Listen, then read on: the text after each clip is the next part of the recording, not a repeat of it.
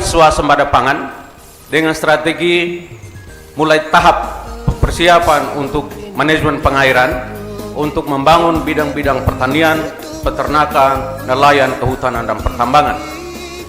Program kerja sakti tadi sudah disiapkan. Kita mulai dengan swasembada pangan.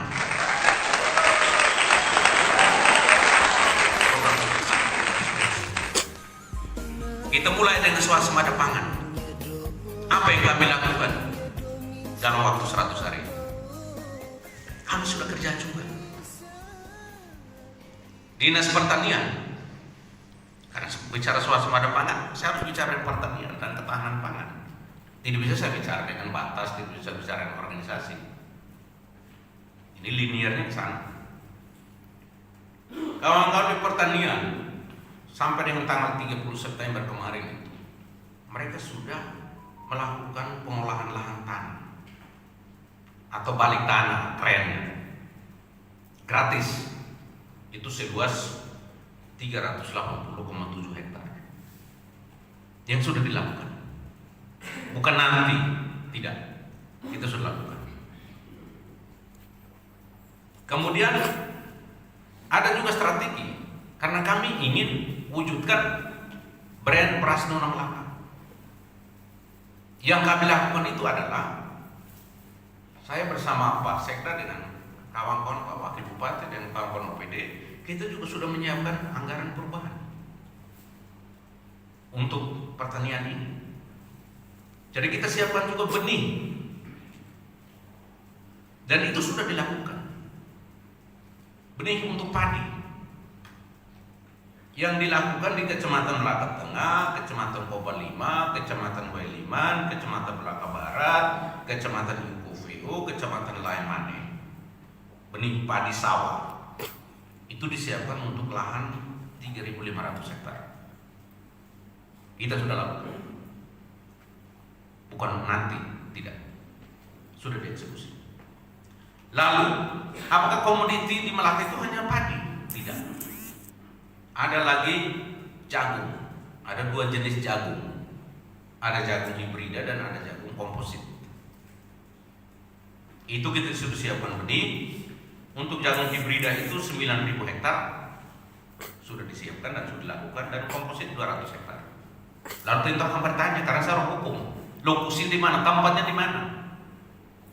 Tempatnya ada di Kecamatan Ubiku, Kecamatan Rengat, Koba 5, Koba 5 Timur, kemudian Melaka Timur, Laemane, Sesitemnya, dan Ingkuvio. Apakah hanya benih? Tidak.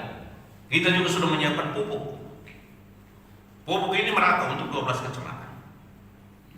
Dan harus berikan apresiasi kepada pertanian, karena untuk tingkat Provinsi Nusa Tenggara Timur yang berhasil menyiapkan pupuk untuk 12 kecamatan sudah 100% Kabupaten Melaka nomor 1. Ini dalam 100 hari. Jadi kita tidak hanya omong.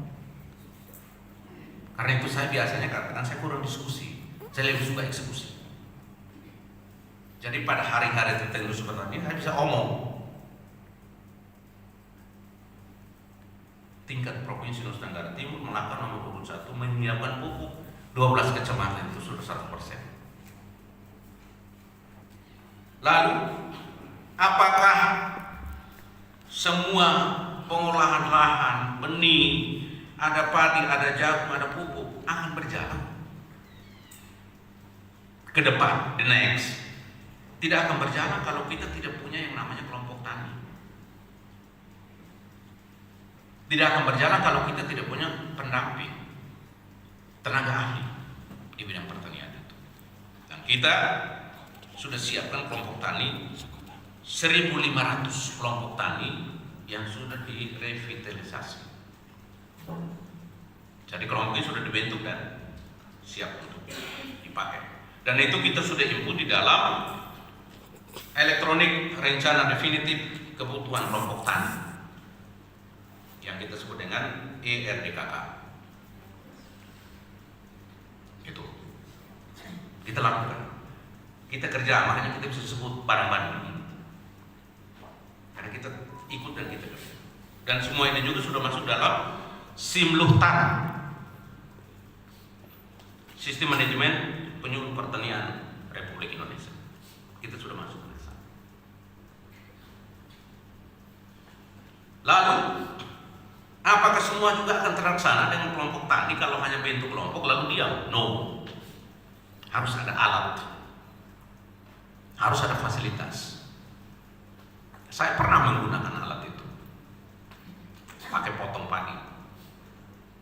Saya naik di atas dan saya pakai potong padi, yang kita sebut dengan Alsintan. Kita sudah siapkan 128 unit, barang sudah ada. Dan kemarin saya sudah perintah kepada Pak Kadis Pertanian, karena banyak permintaan untuk balik tanah, karena orang mau musim hujan untuk mau tanam, saya perintahkan yang rusak-rusak segera diperbaiki. Segera diperbaiki. Jangan sampai bupati harus turun untuk perbaiki akinya itu dan lain-lain. Kalau saya turun perbaiki, saya suruh pusat nanti. Dan saya diam-diam terus saya kerja. Karena saya tidak suka keluar-keluar di luar. Saya lebih suka itu omong dan kerja. Dan saya bacakan, saya kerja. Kita kerja. Alsintan itu 108 unit sudah siap. Lalu bagaimana kalau Anda bicara beras atau brand beras Nona Melaka dengan Forel Lakateo? Kalau Anda tidak punya fasilitas memadai, saya sendiri sudah menghadap Dirjen Ketahanan Pangan. Waktu itu saya dengan Pak Kadis Pertanian PA dan tim. Kami sudah diberikan 2 unit rumah produksi. Dan 2 unit rumah produksi ini sedang dikerjakan. Isinya daripada rumah-rumah ini akan diisi oleh Kementerian Pertanian. Dan ini sedang dibangun, bukan hanya akan, sedang dikerjakan. Dan target saya harus selesai dalam bulan Desember. Supaya begitu diisi, kita tinggal eksekusi lagi. Lalu, apakah hanya sebatas rumah produksi? Tidak. Kita juga harus menyiapkan mesin giling, mesin poles, mesin pengering. Dan ini sudah komunikasi baik dan sudah dihibahkan oleh Menteri Pertanian, Kementerian Pertanian. Diam-diam kita kerja. Karena saya tidak mau nanti debat orang tanya, komunitas yang saudara kerjakan. Tidak. Saya punya data akurat. Dan saya akan menghadap siapapun kalau kita debat nanti. Karena saya punya data. Ikuti betul, saya tidak sia-siakan waktu yang ada. Sehingga saya tunjukkan bahwa untuk saya kerja. Nah, apakah semua ini akan terlaksana mulus? Tidak juga. Saya tahu juga penyebabnya. Hulunya adalah ada pada yang namanya jaringan irigasi. Anda tidak bisa bicara pertanian tanpa air. Strategi saya apa? Kita sudah mendapatkan dana dari dana tugas pembantuan TP untuk beberapa unit. Ada 2 unit dan ada 8 unit.